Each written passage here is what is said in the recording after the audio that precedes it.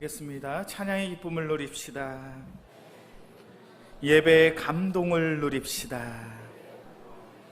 우리가 신앙생활을 하면서 참으로 행복하고 즐거울 수 있는 이유는 바로 우리의 찬양 가운데 기쁨을 누릴 수 있고 우리의 예배 가운데 성령님께서 주신 그 귀한 감동을 누릴 수 있기 때문인 줄로 믿습니다. 이 시간 오후 예배 조금 피곤하시죠? 우리의 육신은 조금 피곤하지만 성령 하나님께서 우리의 모임 가운데 함께하여 주사 성령의 기쁨을, 성령의 감격과 감동을 누리고 돌아갈 수 있는 우리 모두가 되어지기 주의 이름으로 간절히 축원합니다. 제가 성경의 말씀을 보니까 하나님께서는 다윗을 참 사랑하셨던 것 같아요.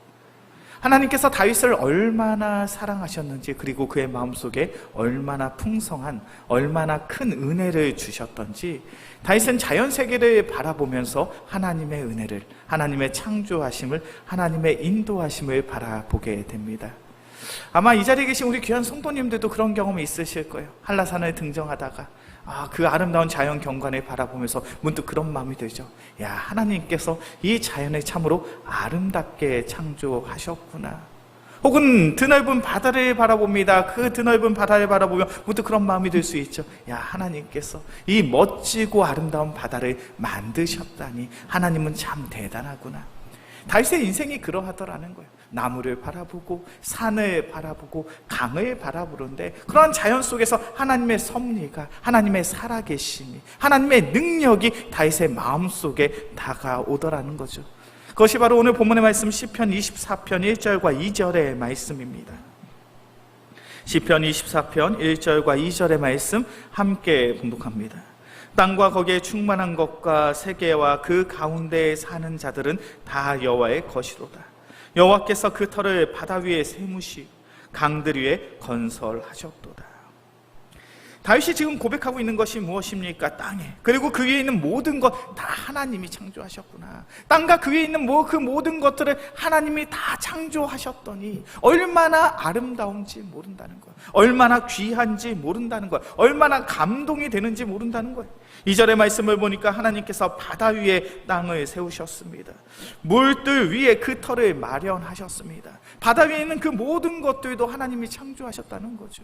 바다를 바라보며, 큰 강을 바라보며, 하나님의 놀라운 창조 섭리를 바라보며 다윗은 하나님을 찬양하고 또 찬양하고 있더라는 거예요. 이것이 얼마나 값지고 귀한 은혜인지 모릅니다. 우리가 매일마다 마주하는 나무를 바라보고, 우리가 매일마다 마주하는 강을 바라보고, 우리가 매일마다 마주하는 산과 들을 바라보면서 하나님의 창조의 섭리, 하나님의 선한 인도하심을 바라볼 수 있다는 것이 얼마나 큰 은혜인지 몰라요. 그런데 그러한 마음을 가진 참된 성도라면 우리는 어떻게 살아가야 됩니까? 오늘 본문의 말씀인 시편 24편 7절부터 10절까지의 말씀을 보면 자연을 통해서 하나님의 섭리, 자연을 통해서 하나님의 은혜를 경험하는 사람들은 이렇게 살아가라고 이야기하죠. 시편 24편 7절부터 10절까지의 말씀, 제가 한 절, 우리 성도님들이 한 절 교독해서 봅니다. 문들아 너희 머리를 들을지어다. 영원한 문들아 들릴지어다. 영광의 왕이 들어가시리로다.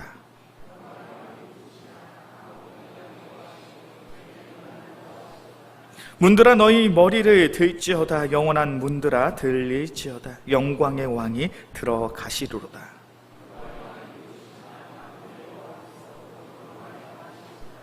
아멘. 여기에서 다윗이 고백하고 있는 이 문은 예배의 문입니다. 예배자가 하나님께 원하시는 대로 참되게 기쁨으로 예배하니까 하나님께서 그 문을 향해 말씀하시는 거죠. 문을 열어라. 하나님은 그 문을 열라라고 선포하시고 그 예배의 현장에 하나님께서 직접 찾아오시더라는 거예요. 우리가 우리의 삶을 통하여 이 세상을 창조하신 그 하나님을 마주하고 계십니까? 이 세상의 자연을 통해서 이 세상을 창조하시고 우리를 다스리시고 인도하시는 그 신실하신 하나님의 은혜를 우리의 삶을 통해 우리가 경험하고 있냐는 거예요. 우리가 그런 은혜를 누리고 있다면, 이 세상을 바라보며 창조의 하나님, 전능의 하나님을 우리가 의지하고 우리가 신뢰하고 있다면 우리는 전심으로 하나님이 기뻐하시는, 하나님이 원하시는 참된 예배를 드려야 할 줄로 믿습니다. 하나님은 우리를 창조하신 이유와 목적이 있죠. 이사야 43장의 말씀을 보니까 성경 우리에게 이렇게 이야기합니다. 이 백성은 내가 나를 위하여 지었나니 나를 찬송하게 하려 함이니라.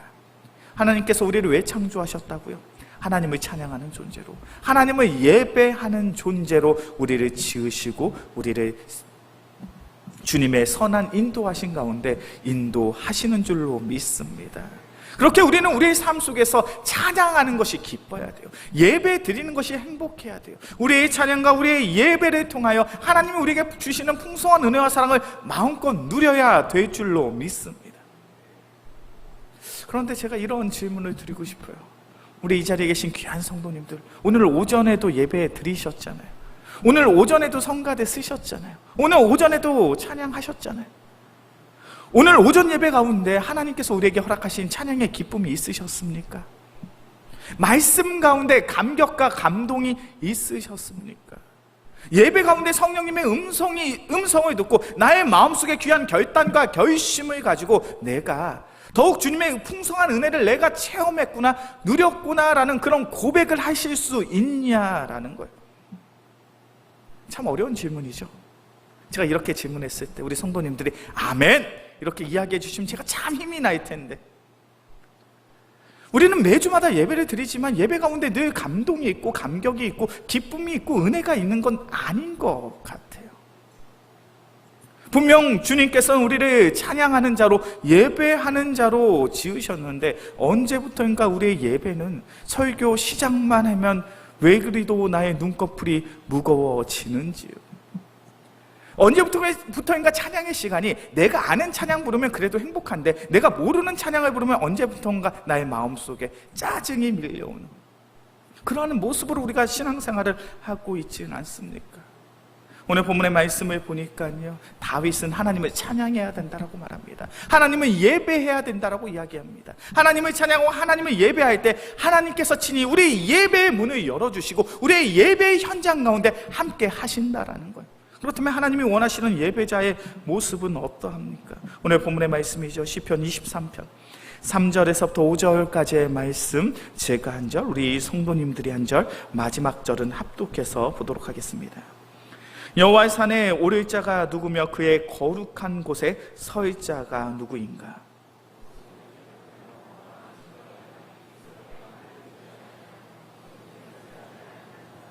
함께 봉독합니다. 그는 여호와께 복을 받고 구원의 하나님께 공의를 얻으리니. 다윗이 고백하고 있죠. 하나님의 산에 오를 자가 어디 있느냐? 하나님의 거룩한 성산에 올라가서 하나님이 원하시는 참된 모습으로 찬양하고 하나님이 원하시는 참된 모습으로 예배할 자가 어디에 있느냐? 그러면서 다윗이 고백하고 있는 것이 무엇입니까? 4절의 말씀을 보니까 하나님이 원하시는 참된 예배를 드리기 위해선 너의 손이 깨끗해야 된다라는 거예요. 손이 깨끗하다는 것은 무엇을 전제하고 있습니까? 너희 손을 가지고 부정한 것, 더러운 것을 취하지 말라는 거예요. 가지지 말라는 거예요. 만지지 말라는 거예요. 레위기서의 말씀을 보면 레위기서의 말씀은 이제 약속의 땅에 들어가는 이스라엘 백성이 마땅히 지켜야 할 하나님의 율법에 대해서 말씀하고 있습니다. 그렇게 레위기서의 말씀을 기쁨으로 읽는 것이 참 쉽지가 않아요. 그런데 레위기서의 말씀을 읽다 보면 공통적으로 발견되는 한 가지가 있습니다. 그것은 바로 너희가 만지지 말아야 될 것이 분명히 있더라는 거예요. 너희의 삶 속에 너희를 부정하게 만들 수 있는 것, 너희의 거룩함과 정결함을 훼손시킬 수 있는 그런 부정한 것을 너희는 절대로 만져서는 안 된다라는 거예요. 다윗은 하나님 앞에서 거룩하기를 원했던 자입니다. 다윗은 하나님 앞에서 정결하고 성결한 인생을 살기 위해 얼마나 노력을 했는지 몰라요. 왜 다윗이 하나님 앞에서 거룩하고 정결한 삶을 살기를 원했습니까? 다윗은 하나님께 기쁨으로 찬양하길 원했어요. 나의 찬양을 하나님이 받으시는 찬양이 되길 원한다면, 나의 예배가 하나님께서 기뻐하시는 예배가 되길 원한다면 나는 결단코 하나님 보시기에 더러운 것을, 부정한 것을 내가 만지지 않겠다라는 거예요. 그런 다윗의 모습이 사무엘상 26장에 나타납니다. 사무엘상 26장 8절과 9절의 말씀이죠. 우리 말씀을 한번 찾아봅시다. 사무엘상 26장 8절과 9절의 말씀.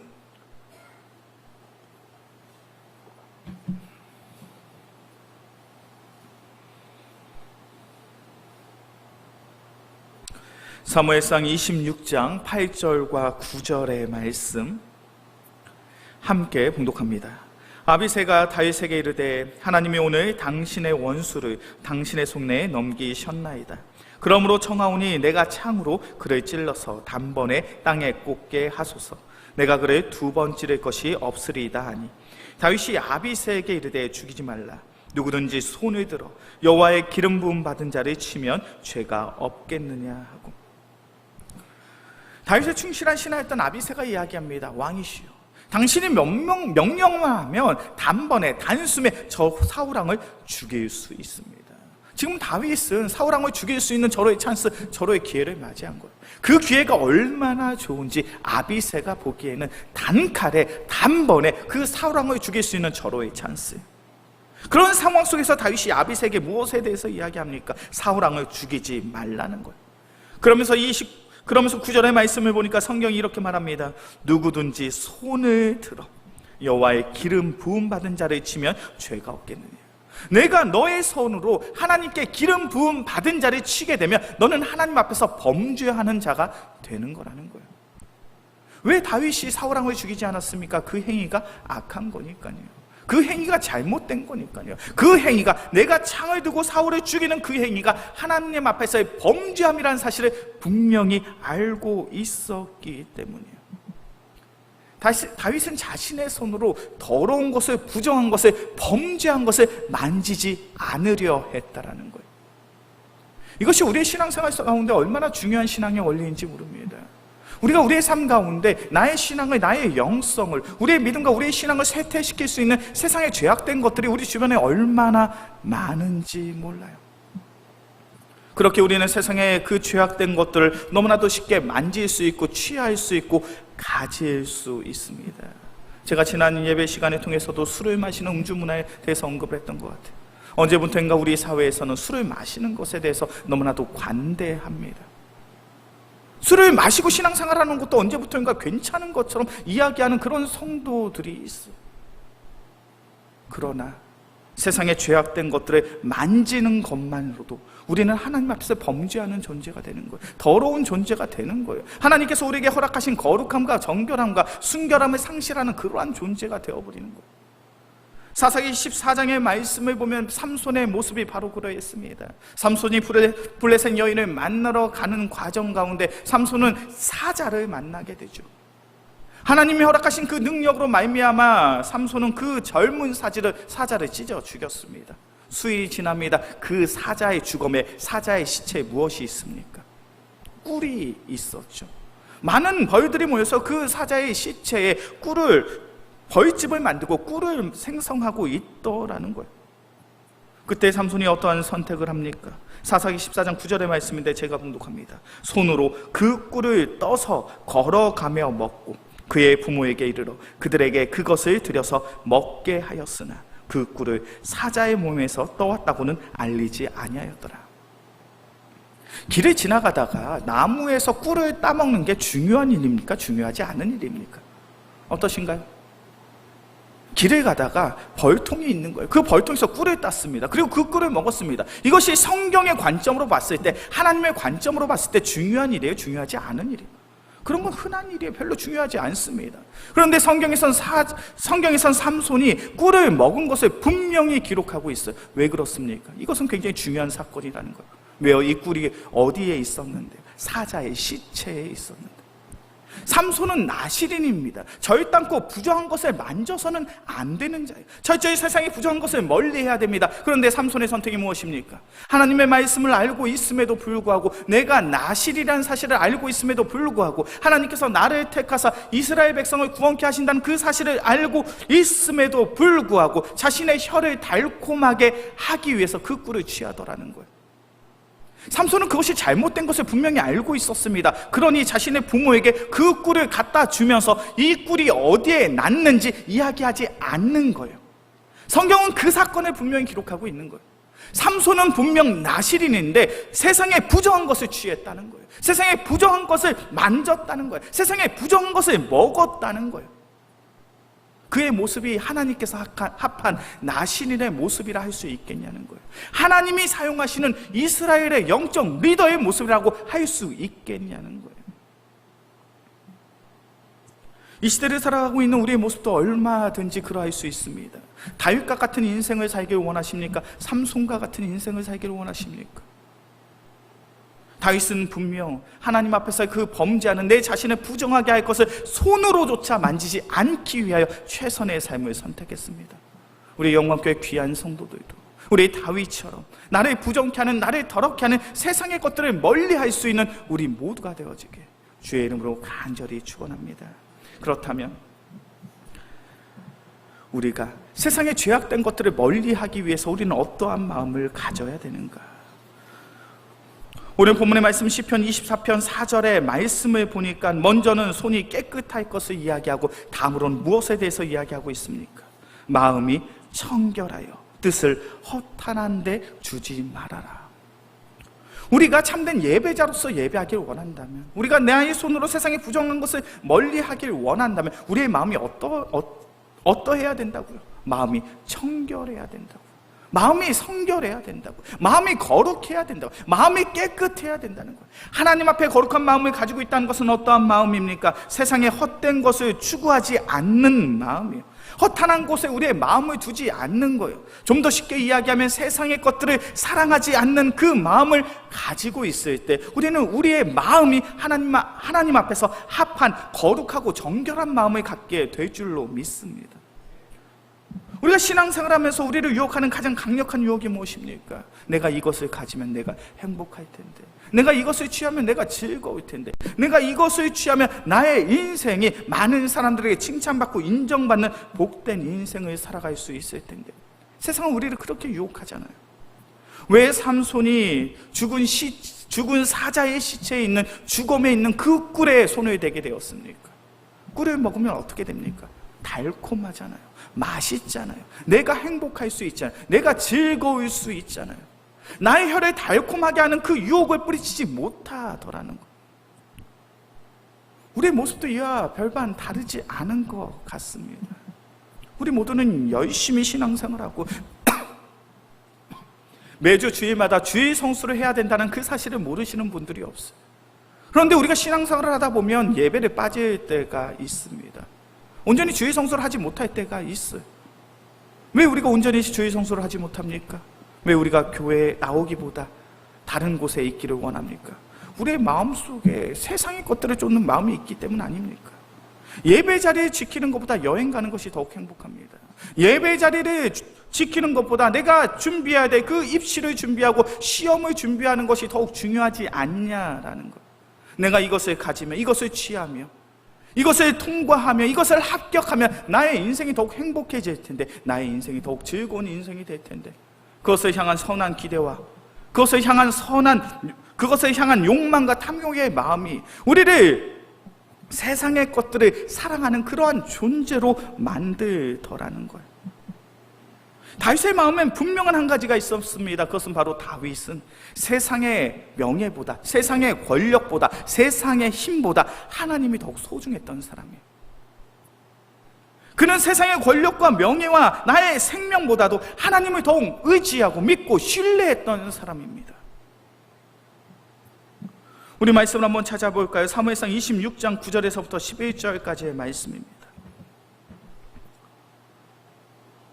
사무엘상 26장 9절에서부터 11절까지의 말씀, 제가 한 절, 우리 성도님들이 한 절 교독해서 보겠습니다.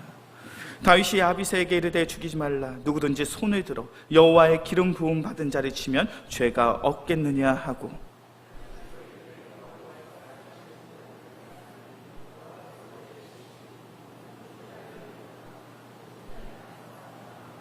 함께 봉독합니다. 내가 손을 들어 여호와의 기름 부은 자를 치는 것을 여호와께서 금하시나니 너는 그의 머리 곁에 있는 창과 물병만 가지고 가자 하고.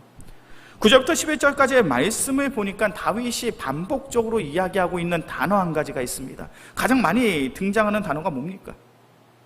어떠신가요? 9절부터 11절까지의 말씀에서 총 5번 등장하는데 가장 많이 반복되는 단어, 여호와께서, 하나님께서. 9절의 말씀을 보니까 하나님의 기름 부음 받은 자를 치면 죄가 없겠느냐. 10절의 말씀을 보니까 하나님께서 살아계심을 두고 맹세하니 하나님께서 그를 치시리니. 11절의 말씀을 보니까 하나님의 기름 부음 받은 자, 하나님께서 금하시나니.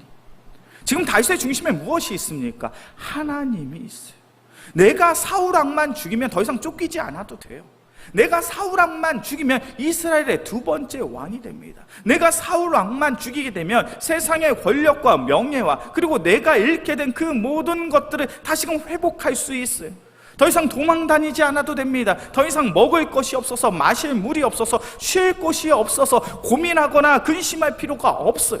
자신의 모든 문제를 한순간에 해결할 수 있습니다. 그런데 그것을 행하지 않고 있습니다. 그것이 범죄였다라는 거예요. 다윗이 그런 선택을 할 수 있었던 이유가 무엇입니까? 그의 중심에는 하나님이 계시는 거예요. 다윗의 중심 속에, 다윗의 삶 속에 가장 중요한 것이 무엇입니까? 하나님이신 거예요. 그러니까 하나님의 말씀이 소중해요.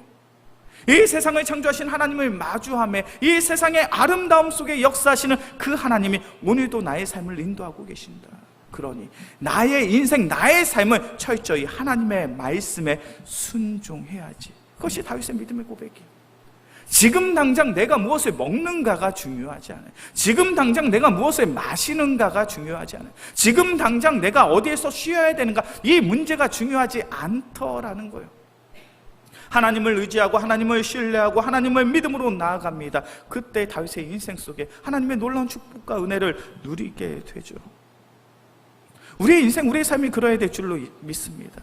나의 혀를 달콤하게 하는 것, 나의 삶을 조금 유익하게 하는 것, 나의 삶을 조금 행복하게 만드는 것에 하나님을 팔아버리지 않을 수 있는, 예수 그리스도를 배반하지 않을 수 있는 귀한 믿음의 성도들이 되어지게 주의 이름으로 간절히 축원합니다. 그것이 바로 하나님이 기뻐하시는 믿음이에요. 그것이 바로 주님께서 우리에게 요구하시는 참된 믿음인 줄로 믿습니다. 우리는 오늘은 성경 헌신 예배로 모이고 있죠. 매월 마지막 달이 되면 2달에 한 번 정도 우리 영광교회가 후원하고 있는 귀한 선교사님들이 편지를 보내주십니다. 얼마 전에 민경화 선교사님이 편지를 보내주셨어요. 그 선교 편지의 내용을 읽다 보니까 그런 이야기를 하시더라고요. 목사님, 제가 이 현지에서 사역을 함에 있어서 가장 어려운 사역이 무엇이냐면 바로 제자 훈련의 사역이라는 거예요. 젊은 친구들에게 하나님의 말씀을 가르치는 게 참 어렵다는 거예요. 왜냐하면 이 말라이가 가지고 있는 풍토가 있습니다. 말라이가 가지고 있는 악습이 있어요. 말라이 사람들이 행하는 그러한 잘못된 삶의 모습들이 있습니다. 그런데 그것은 외부에서 온 사람들이 보면 분명 악습이요 잘못된 풍습인데 그곳에 있는 사람들은 전혀 그것을 악습으로, 잘못된 풍습으로 보지 않는 거예요. 그러니까 선교사님의 마음속에는 어떠한 마음이 있습니까? 과연 이들이 하나님의 말씀으로 과연 변화가 될까? 교회에 오면 쌀을 받아가고 교회에 오면 옥수수 받아가고 그것으로 만족하는 것이 아니라 이 젊은 청년들이, 이 젊은 학생들이 하나님의 말씀을 통하여 변화되기를 소망하는 마음을 가지고 제자훈련을 시작을 했는데 과연 이들이 변화될 수 있을까? 그들이 그들의 삶 속에 있는 악습을 끊어버리고 잘못된 풍습을 끊어버리고 하나님께서 원하시는 그 삶을 선택할 수 있을까? 그런 두려운 마음으로 제자훈련의 사역을 시작했다는 거예요. 그런데 너무나도 감사한 건 그 사역의 현장 가운데 그러한 은혜가 나타나더라는 거예요. 하나님을 나의 구주로 영접하게 되니까 과거에는, 예전에는 그것이 전혀 나의 삶 속에 죄가 아니요 범죄함이 아니요 악습과 잘못된 풍습이라 생각하지 않았는데 하나님의 말씀을 통하여 하나님을 나의 구주로, 예수 그리스도를 나의 구주로 영접하고 보니 그들이 깨달았어. 성령 하나님께서 그들의 마음을 움직이심으로 말미암아 그의 삶들이 변화되더라는 거예요. 우리가 신앙생활을 하면서 우리가 기대하고 우리가 소망하는 것이 바로 이러한 삶인 줄로 믿습니다. 우리가 하나님의 말씀을 사랑하고요, 온전히 하나님을 나의 구주로, 예수 그리스도를 나의 참된 영생이요 생명으로 믿음으로 고백하게 된다면 주님께서 우리의 마음을, 우리의 심령을 변화시켜 주실 줄로 믿습니다. 그때 우리는 세상과는 분명히 다른 모습으로 살아갈 수 있는 거예요. 오늘 본문의 말씀을 보면 다윗은 하나님이 기뻐하시는 참된 예배자는 손이 깨끗해야 되고 마음이 청결해야 되고 뜻을 허탄한 곳에 두지 아니해야 되고 거짓 맹세하면 안 된다라고 이야기합니다. 이러한 인생, 이러한 삶을 살아갈 수 있는 이유가 우리가 우리의 예배를 통하여 성령 하나님의 은혜를 체험하게 되었을 때 바로 우리의 삶이 이렇게 놀랍게 변화되어질 줄로 믿습니다. 우리 영광교회 귀한 성도님들, 그것을 소망하고 그것을 기대함으로 예배할 수 있는, 찬양할 수 있는 우리 모두가 되어지게 주의 이름으로 간절히 축원합니다. 우리의 예배 가운데 성령님께서 역사하십니다. 우리의 모임 가운데 성령님께서 일하십니다. 우리가 후원하고 우리가 파송한 귀한 선교사님들의 사역의 현장 가운데 성령님께서 일하고 주님께서 일하실 때 그곳에 거룩의 영이, 정결의 영이, 성결의 영이 나타나게 될 줄로 믿습니다. 그 놀라운 주님의 은혜를 마음껏 누릴 수 있는 우리 영광교회 귀한 성도들이 되어지길 주의 이름으로 간절히 축원합니다. 기도하겠습니다. 사랑해 주님 감사합니다. 주님께서 우리를 사랑하사 귀한 말씀의 자리, 귀한 기도의 자리에 우리를 불러주신 줄로 믿습니다. 성령 하나님께서 우리의 예배, 우리의 찬양을 붙잡아 주소. 우리의 삶이 주님 앞에서 거룩하며 주님 앞에서 정결하며 주님 앞에서의 성결한 삶을 살아갈 수 있는 우리 모두가 되게 하여 주시옵소서. 그래야 우리의 삶, 우리의 인생이 주님 앞에서 참된 기쁨 되게 하여 주시옵소서. 우리의 삶이 온전히 주님의 기쁨 되어지길 간절히 소망하오며 우리를 사랑하시는 예수 그리스도의 이름으로 기도합니다. 아멘.